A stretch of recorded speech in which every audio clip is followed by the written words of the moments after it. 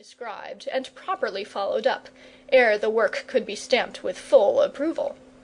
A writer might have won fame throughout the civilized globe for his trappers and his realistic backwoods, and all went for nothing. If his pemmican were not properly compounded, I damned his achievement, and it was heard no more of. Harold was hardly old enough to possess a special subject of his own. He had his instincts, indeed, and at bird's nesting they almost amounted to prophecy, where we others only suspected eggs, surmised possible eggs, hinted doubtfully at eggs in the neighbourhood. Harold went straight for the right bush, bough, or hole, as if he carried a divining rod.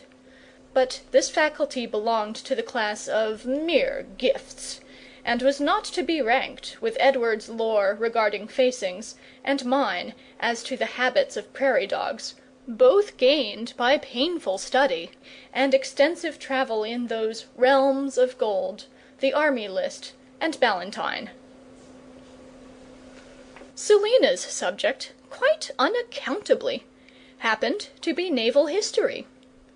There is no laying down rules as to subjects, you just possess them, or rather they possess you, and their genesis or protoplasm is rarely to be tracked down.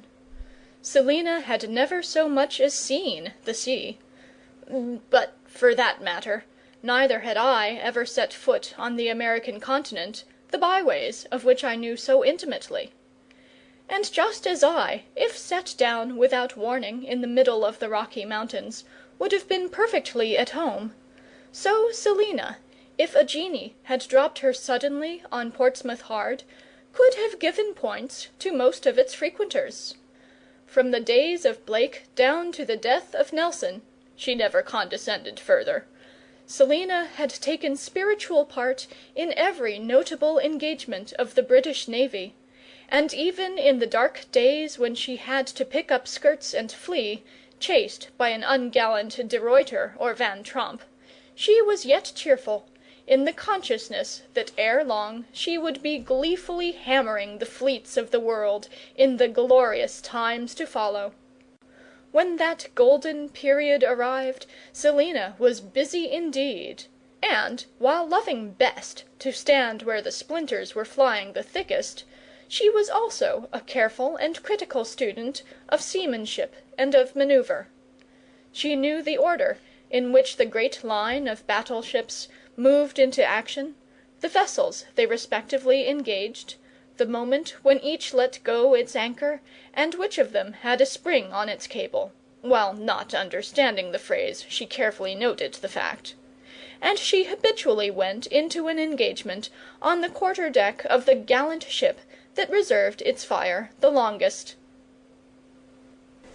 At the time of Selina's weird seizure, I was unfortunately away from home, on a loathsome visit to an aunt, and my account is therefore feebly compounded from hearsay.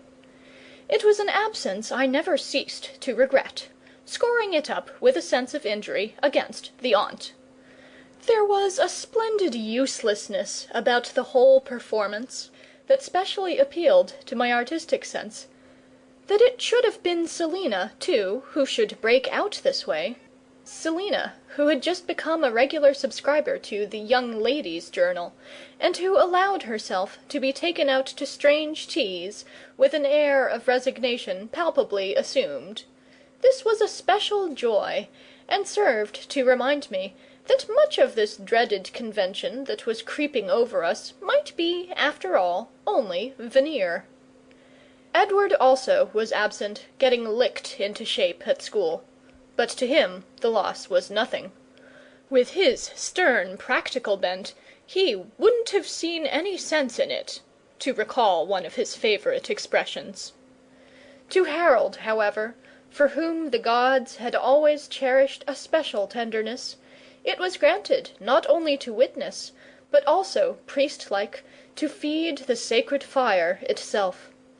And if at the time he paid the penalty exacted by the sordid, unimaginative ones who temporarily rule the roost,